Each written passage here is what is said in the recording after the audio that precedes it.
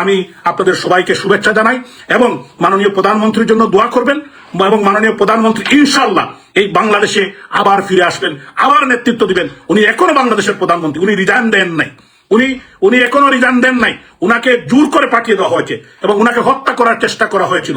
আজকে আমি দেশবাসীকে বলতে চাই, আমাদের লক্ষ লক্ষ কোটি কোটি নেতা কর্মীরা এখনো বেঁচে আছেন। যে যেখানে আছেন, আমরা যখন মরতেই হবে তবে আমাদেরকে প্রতিবাদ করেই মরতে হবে। আমাদের দল, আমরা বেঁচে থাকতে হবে। এটাই আমাদের মাতৃভূমি বাংলাদেশ। এই বাংলাদেশ থেকে আমরা পালাবো না, এই দেশ থেকে আমরা ছেড়ে যাবো না, কারণ এটা আমাদের দেশ, এটা এই বাংলাদেশের পতাকা আমাদের, এই মানচিত্র আমাদের। এরা ভুলে গেলে চলবে না। এই বাংলাদেশে একদিন না একদিন এদের বিচার হবে। যারা আজকে এগুলা করছেন তাদের মনে রাখতে হবে, আওয়ামী লীগও 20 বছর ক্ষমতায় ছিল। আওয়ামী লীগ মুক্তিযুদ্ধের নেতৃত্ব দিয়েছে, আওয়ামী লীগ এ দেশ স্বাধীন করেছে। So mind it. এই দেশ থেকে আমরা যদি বেঁচেও না থাকি, আমাদের পরবর্তী প্রজন্ম যারা, এরা কিন্তু ভুলবে না। এরাও কিন্তু আপনাদের প্রজন্মকে মনে রাখবে। যারা আপনারা আমাদের বাড়ি জ্বালিয়েছেন, যারা আমাদের বাড়িতে হামলা করেছেন, যারা আমাদের বাড়িঘর লুট করেছেন, তাদেরকেও আমাদের পরবর্তী প্রজন্মরা মনে রাখবে। যারা 32 নম্বরে আগুন লাগিয়েছেন, যারা 32 নম্বর লুট করেছেন, যারা গণভবন লুট করেছেন, তাদেরকেও মনে রাখবে। ইনশাআল্লাহ আল্লাহ তাআলা যদি সহায় হন, ইনশাআল্লাহ অচিরেই আমরা এই খুনি চক্রর মুখোশ উন্মোচন হবে। আজকে দেশবাসী অচিরেই বুঝতে পারছে, ছাত্র কিছু সংখ্যক ছাত্রর নামে আজকে মা বোনদের ইজ্জতের উপর তারা হানা দিচ্ছে। আজকে তারা মা বোনদেরকে রাস্তায় বেরোতে দিচ্ছে না। আজকে তারা স্কুলের, কলেজের, ইউনিভার্সিটির টিচারদেরকে, ইউনিভার্সিটির বিসিদেরকে যে বেজ্জতি করছে।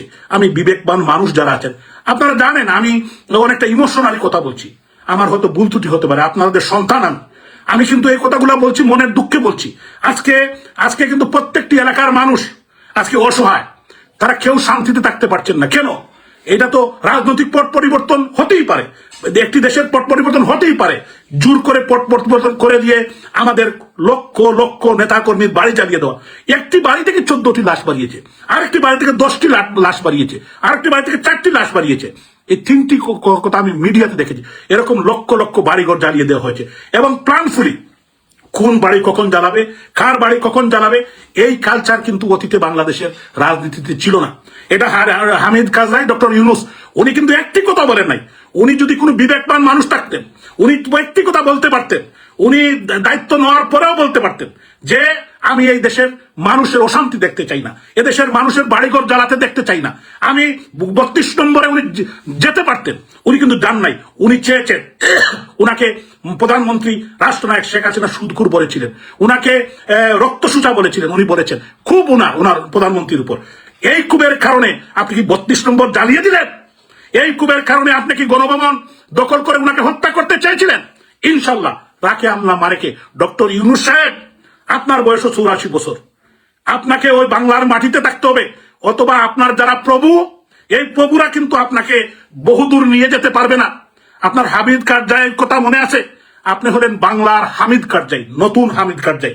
এবং আপনি এই দেশের মানুষ একদিন আপনাকে আপনার এই হিসাব পাই করে নিবে। আপনার এই হিসাব কিন্তু আপনাকে দিতে হবে। আপনি 32 নম্বরে আঘাত করেছেন। এই 32 নম্বর বাংলার স্বাধীনতার সূতিকাগার, এই 32 নম্বর জাতির পিতার বাড়ি, এই 32 নম্বর জ্বালিয়ে দেওয়া হচ্ছে ইতিহাসকে মুছে দেওয়া। কিন্তু বঙ্গবন্ধুর ইতিহাস বাংলার মানুষ মুছে ফেলবে না। আপনার মতো হামিদ কারজাই মুছে ফেলতে চাইলেও আপনার পারবেন না। ইনশাল্লাহ আল্লাহ তাআলার অশেষ রহমত, বঙ্গবন্ধুর 2 কন্যা, বঙ্গবন্ধু পরিবারের অন্যান্য সদস্য যারা আছেন, এখনো ওনারা বেঁচে আছেন।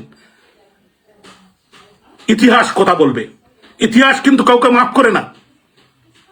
আমি আবারও সবাইকে ধন্যবাদ জানাই। আপনারা ভালো থাকবেন। আমি যদি কোনো ভুল ত্রুটি করি আমার কথার মধ্যে, আপনারা মাফ করে দিবেন।